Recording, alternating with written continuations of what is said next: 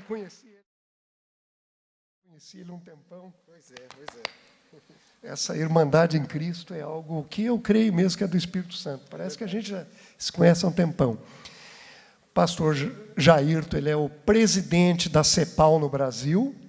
CEPAL no Brasil começou em 1963, é uma missão internacional de ação, só essa do Brasil, que ele vai falar certamente mais depois, atua em vários países, tem missionários no Brasil, no exterior, e CEPAL significa servindo pastores e líderes, fazendo conexão das igrejas com as organizações que fazem ação social e uma estratégia maravilhosa que ele vai falar aqui para vocês. Então, eu gostaria de, antes de passar a palavra, fazer uma breve oração.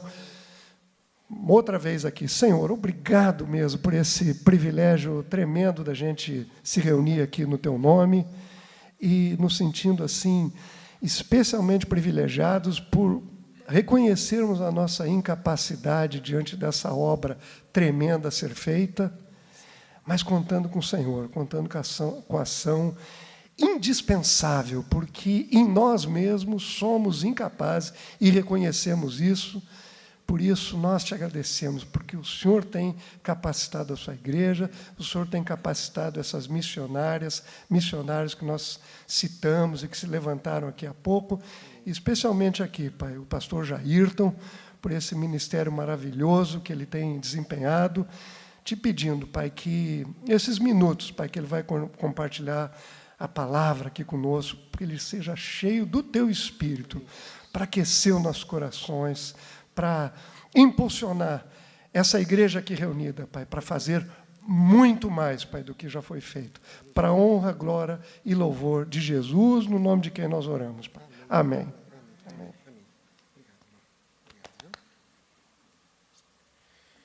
Pode tomar todas.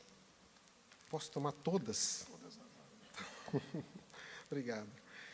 Queria saudar a igreja com a graça e a paz do Senhor Jesus. Amém? É uma alegria muito grande, uma grande honra para mim estar aqui hoje à noite com vocês. Queria agradecer a liderança da igreja, agradecer a liderança do Comitê de Missões aqui da Igreja Betânia. Obrigado, irmão presbítero Reneu, pela acolhida. É uma honra e um prazer poder participar desse momento tão especial na vida dessa igreja. Estava comentando ali com o pastor Theo, que não são muitas igrejas no Brasil que têm a marca que vocês estão completando hoje de 26 conferências missionárias. Ali na década de 90, década de 80, muitas igrejas, quase todas as igrejas de porte médio e porte grande do Brasil iniciaram um movimento de missões ou começaram a prática anual de conferências missionárias, mas eu quero que vocês saibam que são pouquíssimas igrejas que perseveraram na disciplina espiritual da realização da conferência missionária. Então, eu queria parabenizar a liderança da igreja, queria parabenizar vocês, membros da Betânia, por terem mantido essa prática de uma vez por ano, se reunirem em torno de um tema tão importante da nossa caminhada cristã, que é o exercício da grande comissão. Então, vocês saibam que vocês estão se diferenciando do movimento cristão evangélico no Brasil pela seriedade com a qual vocês estão tratando esse tema tão importante que é a nossa carreira missionária. E eu agradeço por estar aqui hoje. Eu sou missionário da CEPAL, que é essa organização que o irmão Reneu mencionou há pouco. A CEPAL é uma organização missionária formada hoje, aqui no Brasil, por mais de 110 missionários.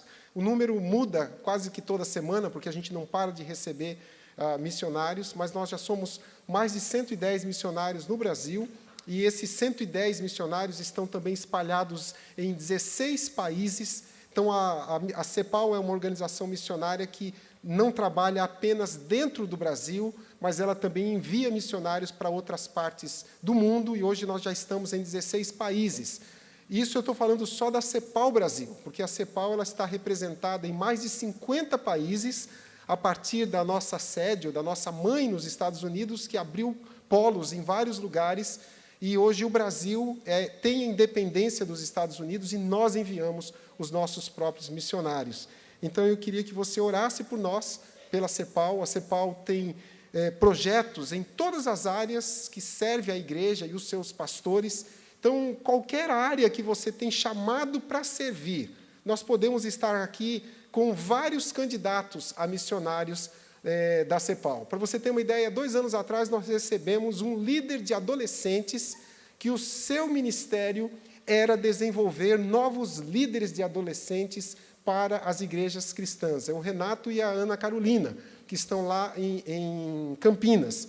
Então, quando eles chegaram para se candidatar, a gente perguntou se parecia que eles ainda não tinham nem se formado no ensino médio, de tão novos que eles eram, que eles pareciam ser e são, mas eles chegaram para se candidatar a missionários da CEPAL, e hoje eles são nossos missionários, desenvolvendo líderes de jovens e adolescentes em todo o Brasil, e já estão até participando também de projetos fora do Brasil. Então, nós temos projetos voltados a todas as áreas de necessidade da igreja. E a minha área, em especial, é a área de desenvolvimento social. O Senhor me chamou para servir a CEPAL, para aproximar a igreja de organizações sociais, para fazer com que a igreja se tornasse mais ativa no desenvolvimento comunitário, na ação social, na transformação do mundo, pelas nossas boas obras para as quais o Senhor nos separou para que andássemos nelas antes da fundação do mundo. E esse é o meu chamado, servir a igreja, aproximando-a do terceiro setor e também servindo a líderes cristãos que estão trabalhando em projetos sociais, que estão trabalhando no terceiro setor. E foi assim que Deus me colocou perto de um grande amigo e irmão, filho desta casa, filho dessa igreja, o presbítero Gerson Pacheco, que está sentado ali. E o Gerson buscava alguém na CEPAL que tivesse essa paixão, e a gente não se conhecia, nunca tínhamos cruzado os nossos caminhos, e hoje nós já estamos caminhando juntos há quase 6 anos, numa parceria que a CEPAL tem com o Child Fund, com o Fundo Cristão para Crianças, que você pode depois passar ali fora e conhecer o nosso stand, à medida que você vai também nas outras organizações, nos outros lugares, nas outras ONGs e missões aqui representadas. Não pule o Child Fund. Pare um pouquinho lá também, converse com a Dani e com a Alexandra, e você vai poder conhecer um pouquinho mais daquilo que a gente tem feito. Durante esses dias você vai ouvir falar um pouquinho mais, mas eu queria agradecer a Deus por essa oportunidade de participar desta conferência, cuja temática fala tão fundo no meu coração, que é justamente missões urbanas. Foi esse chamado que me atraiu para a ação social, foi esse chamado que me levou para o campo missionário. Então, eu agradeço a Deus, e eu fico contente de perceber que os adolescentes já entenderam isso, porque esse recado foi dado aqui agora há pouco por um adolescente ou uma adolescente que falou: nosso tópico principal desse final de semana será em missões urbanas. E eu queria convidar você a abrir comigo, nesses minutos que nós vamos meditar na Palavra de Deus, eu queria convidar você a abrir a sua Bíblia ou ligar o seu aplicativo em Mateus, capítulo 5. Mateus, capítulo 5, versos de 13 a 16. Mateus, capítulo 5, de 13 a 16. E mesmo se você vai apenas ouvir, caso você não tenha a Bíblia ou não tenha um aplicativo, eu queria convidar você a se colocar em pé. Eu vou deixar você sentado aí por alguns minutos, então eu queria que o seu sangue circulasse, e antes que você comece a ficar zonzo, de sono, porque o sangue não está circulando, fica de pé, vamos ler a palavra de Deus de pé nesse momento, e depois eu vou deixar você novamente se recolher ao conforto da sua cadeira. Diz assim, Mateus capítulo 5, versos de 13 a 16. Vós sois o sal da terra. Ora, Se o sal vier a ser insípido, como lhe restaurar o sabor? Para nada mais presta, senão para, lançado fora, ser pisado pelos homens. Vós sois a luz do mundo.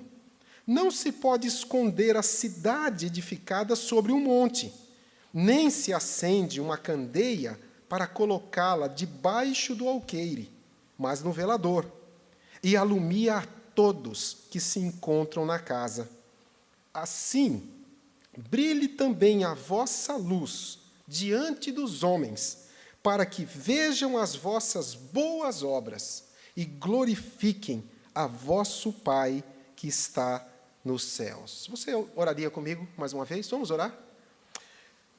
Pai de amor, nós queremos nesse instante consagrar toda a nossa atividade mental para a meditação da Tua palavra. Nós temos uma tendência de, às vezes, não nos concentrarmos naquilo que estamos ou no lugar onde o nosso corpo está, mas sermos levados a divagar em outras partes da nossa vida ou até mesmo do espaço sideral, e a gente não fica aqui. Então, a gente queria te pedir um milagre, que o Senhor capture a nossa atenção pelo poder do Teu Santo Espírito, para que estejamos aqui, onde a Tua palavra quer falar, quer nos instruir, quer nos moldar, quer nos capacitar para Te servirmos mais e melhor, onde quer que nós representemos, possamos representar o Teu reino e a Tua vontade. Eu peço isso sobre mim e sobre os meus irmãos e irmãs, em nome de Jesus. Amém. Você pode se assentar. O texto que nós acabamos de ler faz parte de um sermão que nós conhecemos como o Sermão do Monte, ou o Sermão da Montanha. Jesus inicia esse sermão louvando, elogiando características, aspectos, marcas do caráter de um discípulo que é digno de ser chamado de cristão. Porque existiam alguns discípulos, existiam alguns seguidores de Jesus que ficaram pelo caminho, que não completaram a carreira, que não graduaram para se tornarem cristãos, para serem identificados com a marca de Cristo e, consequentemente, receberem o título, a promoção para o nome de cristão. E justamente esse trecho que nós lemos hoje, ele é antecedido por esse reconhecimento que Jesus faz do caráter, do conteúdo do verdadeiro cristão. Se você olhar bem no início do capítulo 5, nós temos aí aquele trecho que são que é considerado como as bem-aventuranças. Jesus está dizendo que ser humilde, quebrantável ao ponto de derramar lágrimas, ser manso e faminto de justiça, misericordioso, limpo de coração, ser um pacificador, bem como ser perseguido por causa da busca pela justiça, ser injuriado, difamado por causa de Jesus. Tudo isso são características esperadas de um discípulo de Cristo. Esse é um raio-x do caráter cristão. Esse é uma descrição daquilo que todo cristão precisa ser por dentro. Uma vez por mês, pelo menos, nós precisaríamos fazer um raio-x espiritual, um raio-x do nosso caráter, para vermos se nesse último mês, se nesse último período da minha vida, eu estou correspondendo, eu estou sendo compatível com o padrão das bem-aventuranças. Nessa humildade, no quebrantamento, na mansidão, na fome de justiça, na misericórdia, num coração limpo, numa atitude pacificadora. E se na minha caminhada eu tenho sido perseguido, não pela chatice que muitos cristãos muitas vezes manifestam, que não tem nada a ver com Jesus, não tem nada a ver com o reino de Deus, mas eu tenho sido perseguido por causa de Cristo. Eu tenho enfrentado lutas por causa de Jesus, dos seus valores e do seu reino. Se isso tem acontecido, amém. Aleluia. Se isso tem acontecido, ótimo, pois eu estou realmente caminhando de acordo com aquilo que Jesus espera que seja o conteúdo, aquilo que vai por dentro de alguém, de um discípulo, que pode ser chamado verdadeiramente de cristão. Bem, enquanto as bem-aventuranças, elas descrevem o caráter essencial dos discípulos de Jesus, o trecho que nós lemos há pouco, ele fala do sal e da luz. E o sal e a luz são metáforas que denotam a influência do cristão para com o mundo. Se as bem-aventuranças, elas apontam para aquilo que deve estar dentro de cada um de nós, a metáfora do sal e da luz demonstra aquilo que nós devemos ser para fora de nós mesmos. Aquilo que deve ser a influência de cada um desses cristãos, desses discípulos com aquelas características no mundo.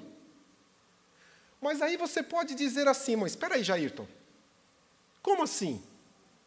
Que tipo de influência poderiam exercer pessoas tão frágeis, quebráveis, descritas nas bem-aventuranças, num mundo tão violento e agressivo como o que nós vivemos? Como você quer que pessoas misericordiosas, pessoas choronas, pessoas cujo coração para a todo momento que vê uma injustiça e sofre com aquele que está sendo violentado, que está sendo agredido, que está sendo envergonhado, cuja justiça não é defendida por ninguém, e esse discípulo, ele sofre junto, e ele apanha, e ele é perseguido. Como que pessoas tão frágeis, como as descritas na bem-aventurança, podem influenciar? Que bem duradouro poderiam proporcionar o humilde e o manso, os que choram e os que são misericordiosos, ou aqueles que tentam fazer paz e não guerra? Será que esses discípulos, será que essas pessoas não seriam simplesmente engolidas pela maldade reinante no nosso mundo? Ou ainda, o que poderiam realizar aqueles cuja única paixão é um apetite pela justiça, e cuja única arma é a pureza em seus corações? Essas pessoas não seriam frágeis demais, inocentes demais, altruístas demais, para conseguir realizar alguma coisa? Ainda mais, sendo elas uma minoria significativa nesse mundo. Que tipo de influência essas pessoas poderiam exercer? Que tipo de influência, que tipo de transformação elas poderiam gerar num mundo tão violento e agressivo como o que nós vivemos? Essas perguntas que eu fiz agora já denotam uma certa incredulidade, um certo ceticismo quanto à possibilidade disso vir a acontecer. Mas por mais incrível que pareça, Jesus referiu-se àquele punhado de camponeses caipiras da Palestina,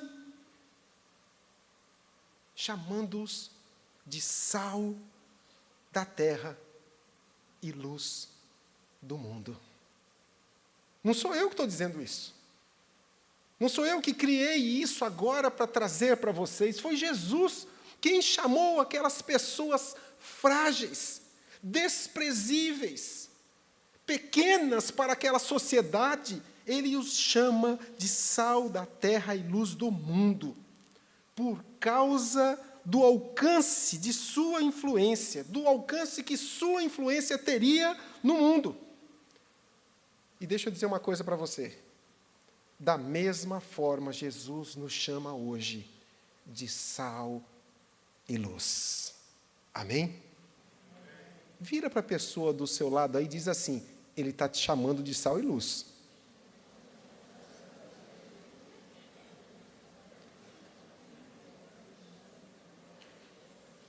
Acorda a pessoa que está atrás de você aí agora e fala para ela assim: ó, Jesus está te chamando de sal e luz.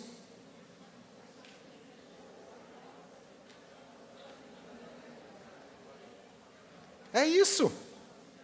É isso. Agora você acredita? A pessoa que está sentada do seu lado também sabe disso, que Jesus está te chamando de sal e luz. E Jesus recorreu a essas duas metáforas domésticas, a fim de definir a nossa natureza, a natureza da nossa influência no mundo. Como vocês sabem, toda casa, todo lar, por mais pobre que seja nos dias de hoje, ou seja nos dias da Palestina, nos tempos lá da Palestina, por mais simples que fosse, ela usava tanto o sal como a luz. Eu tenho viajado nesses últimos anos, por causa do meu ministério missionário, eu tenho viajado pelos lugares mais impensáveis, que eu nunca imaginei que o Senhor iria me levar. Do sertão do Piauí ao interior de Goiás, dos simpáticos, mais pobres, vales do Jequitinhonha e do Mucuri, até as comunidades ribeirinhas do Rio Negro, das favelas de Belo Horizonte à sequidão dos sertões da Bahia e de Pernambuco. E em todos esses lugares, por mais pobre que as habitações sejam, sempre há sal e luz, sal e vela, sal e lamparina, sal e luz proveniente de um gato elétrico que foi roubado da instalação de um poste. Sempre sal e luz estão presentes. Tinha um sábio, filósofo chamado Plínio, que ele dizia assim, que não há nada mais útil do que o sal e o sol. Sale et sole. Não tem nada mais útil do que sal e sol. A necessidade que a luz supre em nossas vidas é óbvia. Não vou entrar nos detalhes aqui. Mas, por outro lado, o sal, ele tem uma variedade de usos. Ele, ao mesmo tempo que ele é condimento, ele também é preservativo. Ele preserva.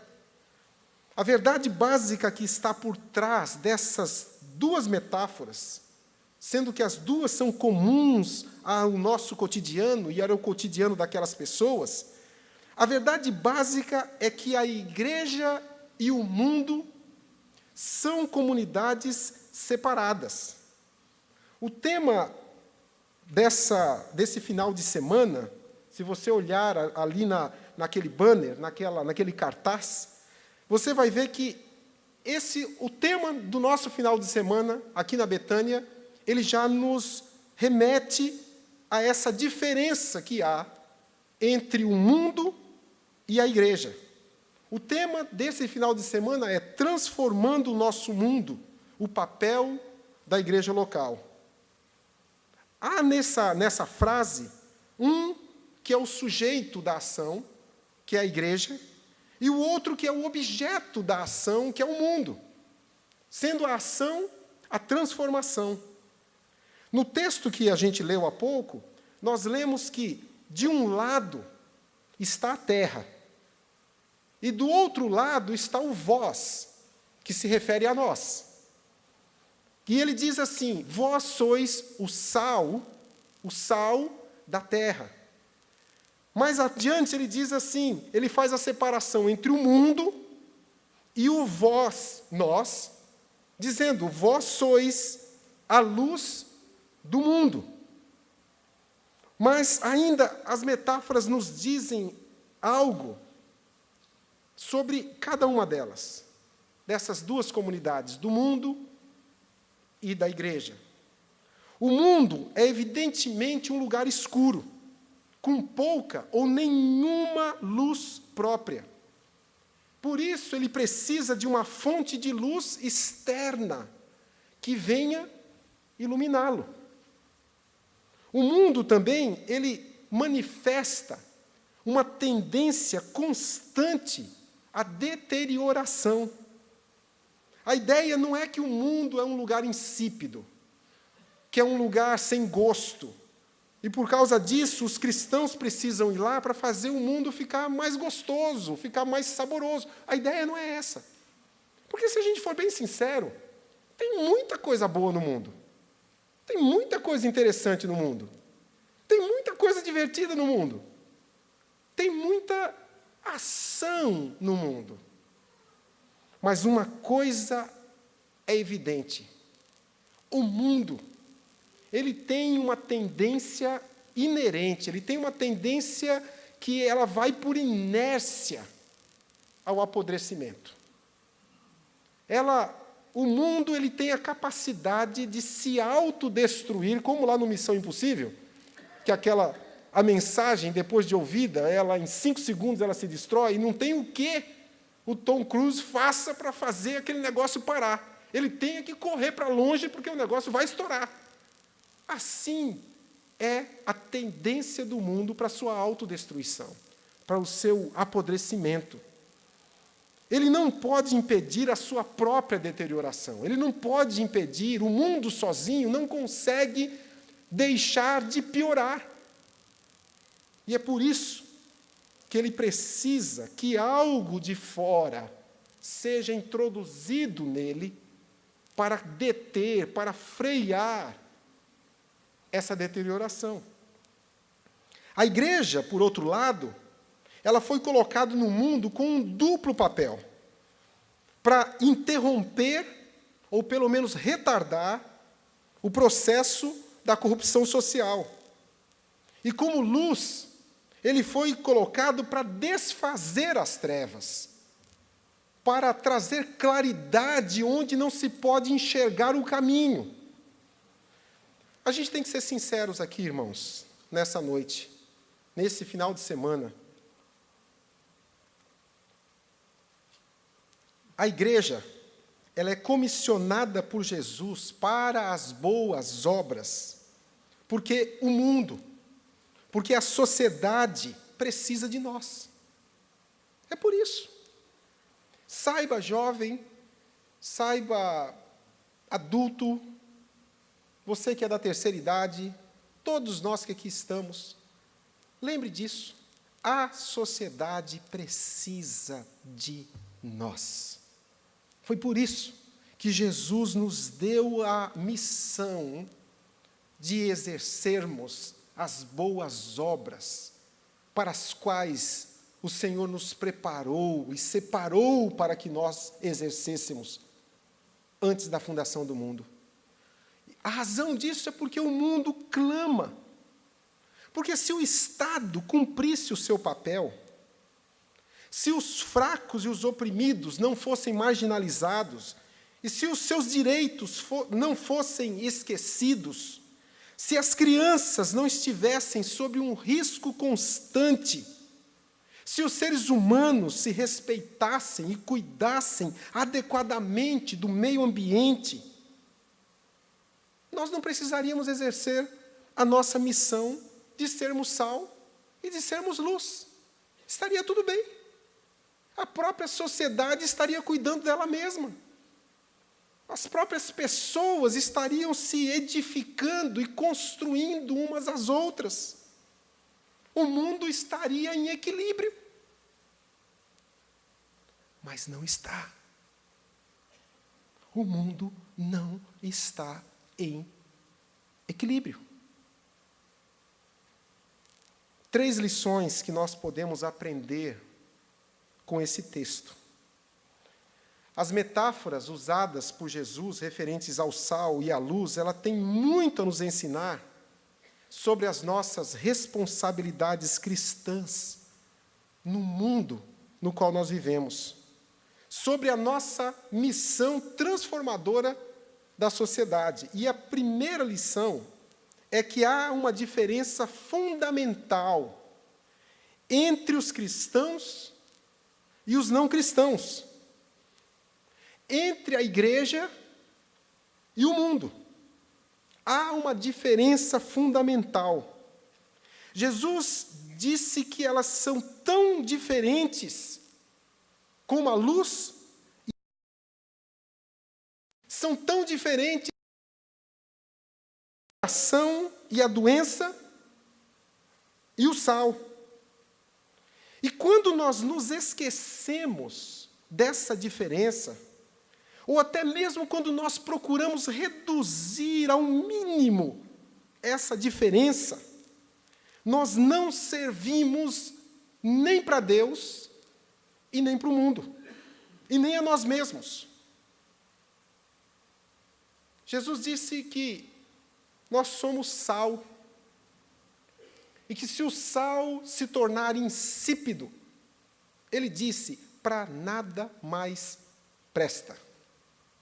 E para entender o que Jesus está querendo dizer aqui, a gente vai precisar recuperar a informação a respeito do sal usado naqueles dias na Palestina, onde Jesus e os seus discípulos viviam. O sal, naqueles dias, diferentemente de hoje em dia, que tem um processo de industrialização, de refinamento do sal que a gente usa em casa, naquela época era diferente. O sal da Palestina, ele era colhido às margens do Mar Morto. O mesmo Mar Morto que está lá até hoje, e que continua com essa mesma característica. O Mar Morto é um mar tão salgado, a salinidade das suas águas é tão alta, que corpos, que se você jogar qualquer coisa física dentro daquele mar, ele não afunda. Você tem dificuldade de mergulhar no mar morto, por causa da sua alta salinidade. E o que acontece é que aquelas águas, elas milenarmente lambem as pedras, as margens do mar morto, e criam verdadeiros ajuntamentos de sal, de tal forma que ele era recolhido às margens do Mar Morto, levado então para casa, e ali ele era triturado, ele era guardado, colocado num recipiente e passava a ser usado pela família. Só que, como eu disse para vocês, naquela época, diferentemente de hoje, não havia um processo de refinamento.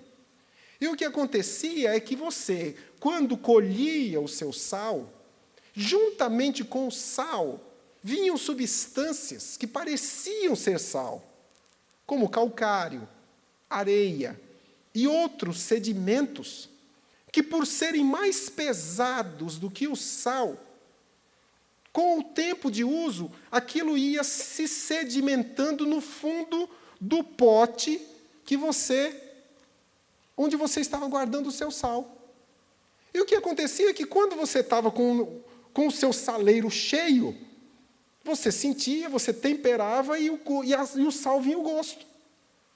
Só que, com o passar dos dias e à medida que o consumo ia acontecendo, chegava num determinado momento que aquilo que estava ali parecia ser sal, mas não era sal.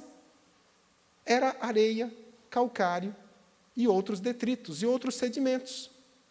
E o Jesus diz, quando chega nesse ponto que o sal se torna insípido, não resta outra coisa a fazer com aquela substância, senão devolver ao lugar que ela pertence, que é o chão, para que seja pisado pelos homens.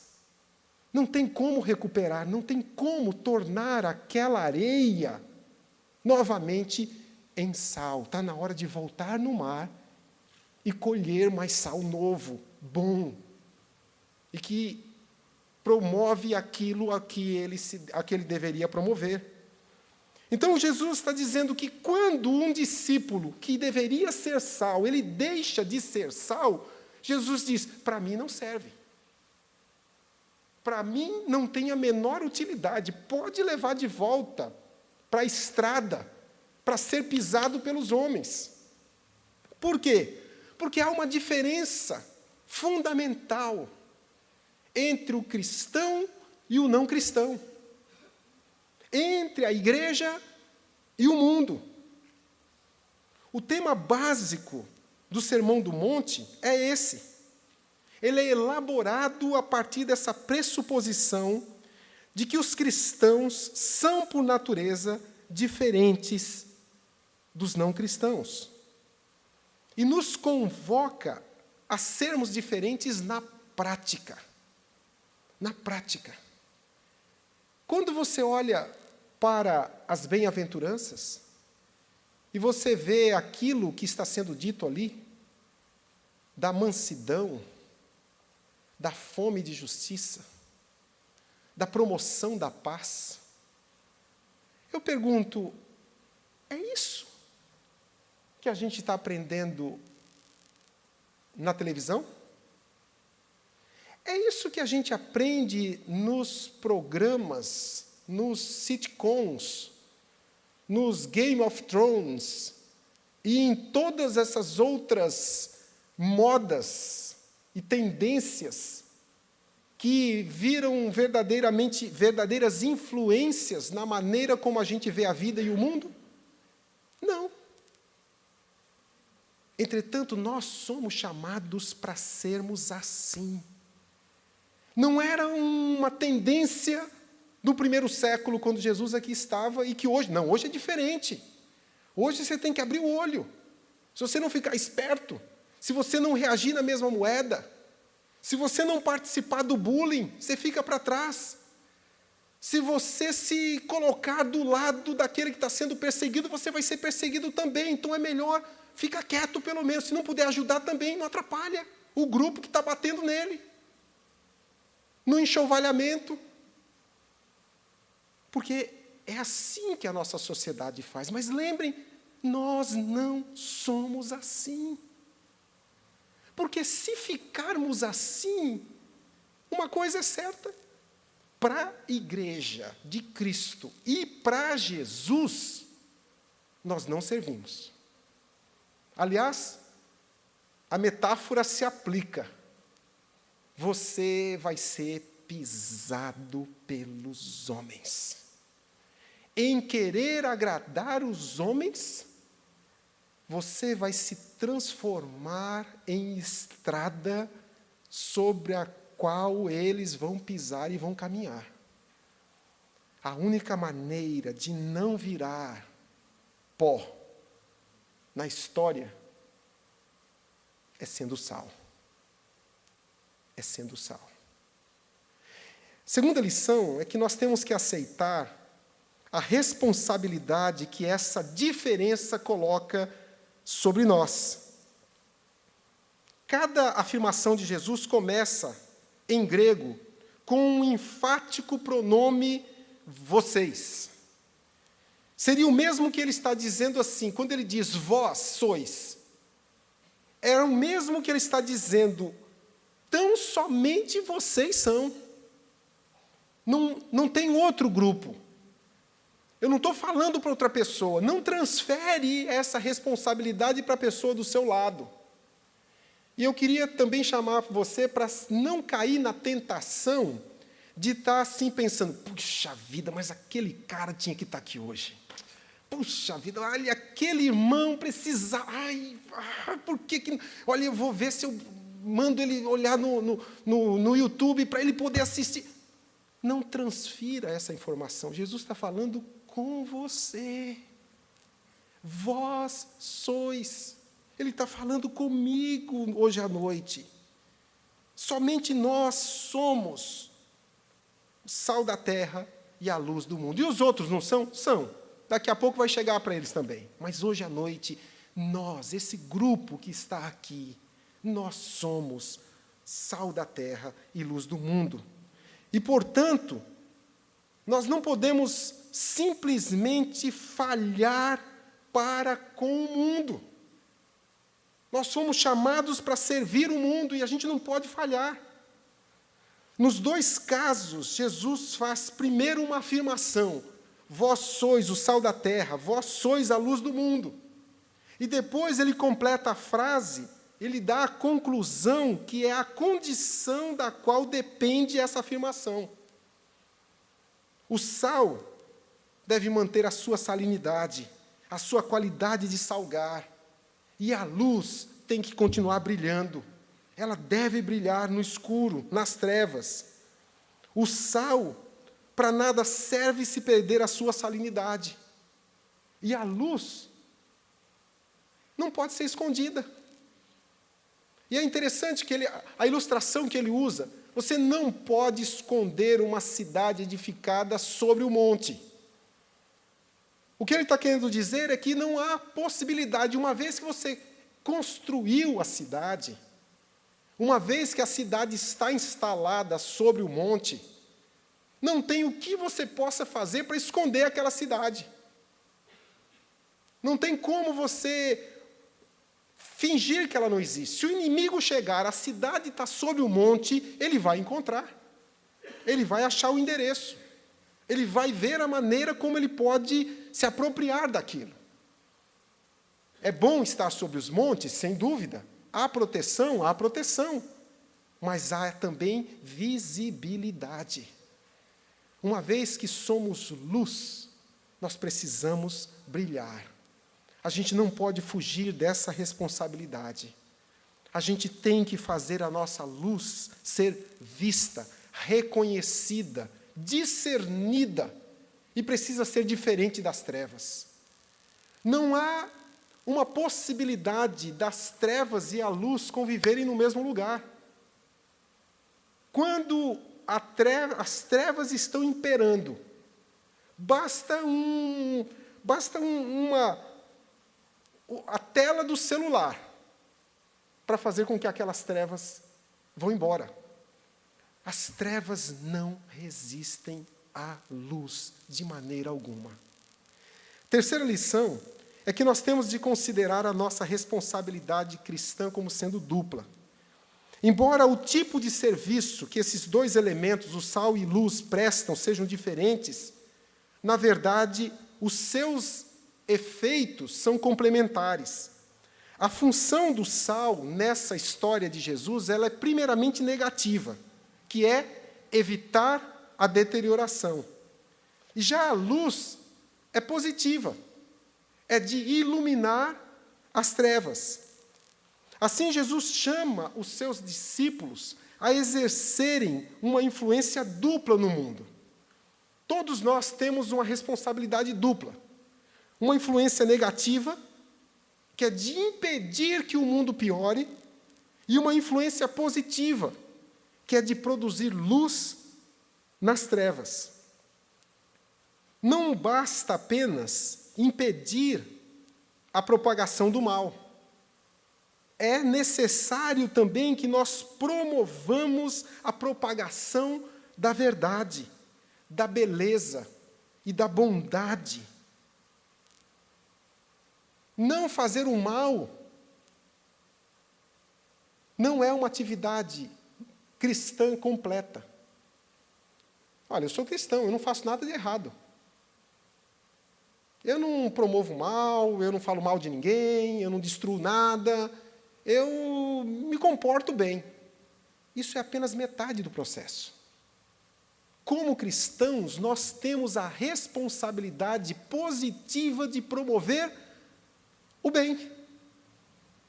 Como influência negativa, nós temos a responsabilidade de olhar para o errado e pedir a Deus: me usa para consertar isso. Me usa para transformar essa situação, para impedir que isso continue. Onde há a opressão de uma alma, onde há uma opressão de uma vida, de uma família, como cristãos, nós não podemos assistir aquilo dizendo: bem, mas eu estou fazendo algo bom ali daquele lado. Mas e aquilo que chegou ao seu conhecimento? E aquela situação de perigo, de destruição da imagem de Deus na vida daquele que foi criado por Ele? Nós somos chamados a intervir, a deter esse processo de adoecimento e de apodrecimento. Mas, por outro lado, nós também fomos chamados para produzir boas obras, para fazer a nossa luz brilhar, para que o Pai do céu seja glorificado pela luz que nós produzimos. Quando nós falamos de organizações sociais, e tem tantas, eu fiquei tão contente de ouvir o relato, a chamada oral que nós tivemos aqui, e que bom que teremos outras ainda nessas noites que seguirão essa conferência. Organizações que são sustentadas e suportadas pela Igreja Betânia e que fazem exatamente essas duas atividades, mas muitos de nós fazemos, sobretudo, nós produzimos luz nas trevas. O Child Fund tem inúmeros relatos de crianças, de jovens que foram apadrinhados em nossos processos, que estavam em rota de colisão com a tragédia repetida em gerações da sua família, de perdição para a droga, para a violência, para o abuso sexual e para tantas outras coisas. E esses jovens começam a participar, essas crianças começam a participar dos nossos projetos. Alguns chegam lá ariscos, com medo até de um afago na cabeça, pensando que vai ser uma agressão.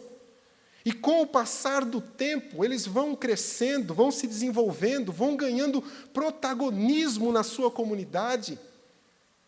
E nós temos inúmeras histórias nesses recentes anos de crianças que passaram pelos nossos projetos e que ganharam prêmios internacionais na ONU e em várias outras instâncias governamentais, institucionais, por conta do desenvolvimento. Foi a luz que venceu as trevas da existência dessas pessoas.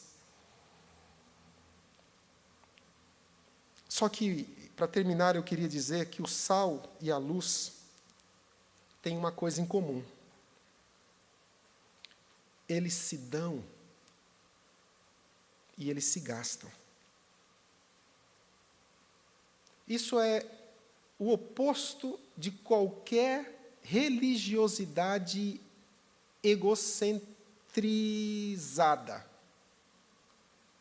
De uma religiosidade de que eu quero tudo para mim, a bênção é para mim. Na religião de Jesus, o sal e a luz têm isso em comum. Eles servem na medida que se dão. O poder da influência dessa comunidade de frágeis que Jesus criou está justamente em que nós nos damos e nós nos gastamos por causa daquilo que nós acreditamos. O sal só cumpre a sua função quando ele é consumido, quando ele se dá. Depois que o sal é ministrado num alimento, você consegue trazer ele de volta? Impossível. Ele já foi. Ele já era. Você não recupera ele de volta. A mesma coisa uma vela.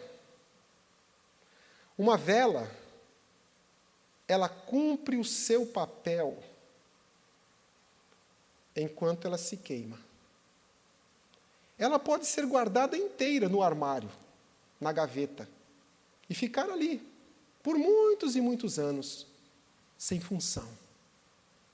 Mas, na medida em que a sua luz brilha e ela se gasta, ali o Pai das luzes está sendo glorificado. Arthur, dá para a gente soltar aquele vídeo? Se der para a gente diminuir só um pouquinho as luzes, não sei quem é que está comandando, porque não sei a qualidade desse vídeo, então eu queria que você prestasse atenção.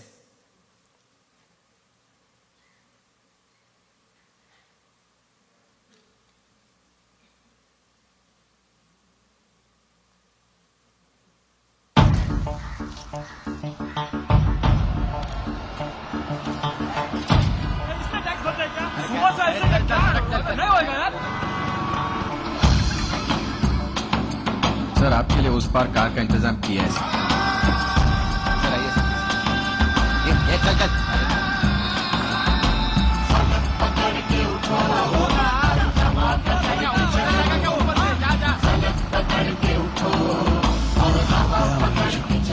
I hate this country. चलो तो हिंदुस्तान चले तुम चलो तो हिंदुस्तान चले तुम चलो तो हिंदुस्तान चले तुम चलो तो हिंदुस्तान चले लगा हाथ के सूरज सुबह निकाला करे हथेलियों में भरे धूप और उछाला करे ओ लगा हाथ के सूरज सुबह निकाला करे हथेलियों में भरे धूप और उछाला करे उफक पे पाँव रखो और चलो अकड़ के चलो उफक पे पाँव रखो और चलो अकड़ के चलो फलक पकड़ के उठो और हवा पकड़ के चलो फलक पकड़ के उठो और हवा पकड़ के चलो तुम चलो तो हिंदुस्तान चले तुम चलो तो हिंदुस्तान चले हिंदुस्तान चले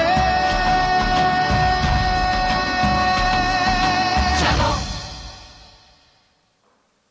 Assim, pois, brilhe a vossa luz diante dos homens, e eles vejam a vossa luz e glorifiquem ao vosso Pai que está nos céus. Vós sois o sal da terra e a luz do mundo. Não vamos sair daqui hoje sem encararmos essa responsabilidade, porque a nossa luz traz luz e conhecimento para o autor e consumador da nossa fé, para Jesus e para o seu Pai amoroso, que lhe deu para morrer por nós. Vamos nos colocar em pé e orar?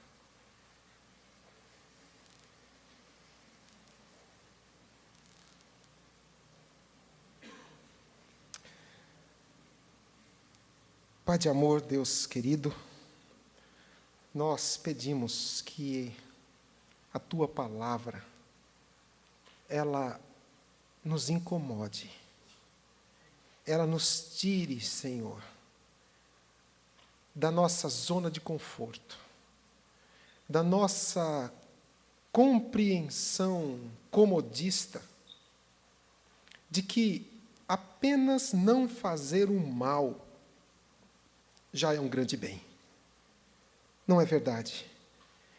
Além de não participarmos do mal que está no mundo, nós precisamos ser também agentes de transformação, agentes de mudança, sermos sal que impede o apodrecimento e a deterioração, sermos luz que diz às trevas: arreda, em nome de Jesus. Porque foi para isso que nós fomos chamados para te servir, Jesus. Para promovermos a mudança, para, se necessário, perdermos a nossa vida em função do Teu nome, em favor da Tua causa.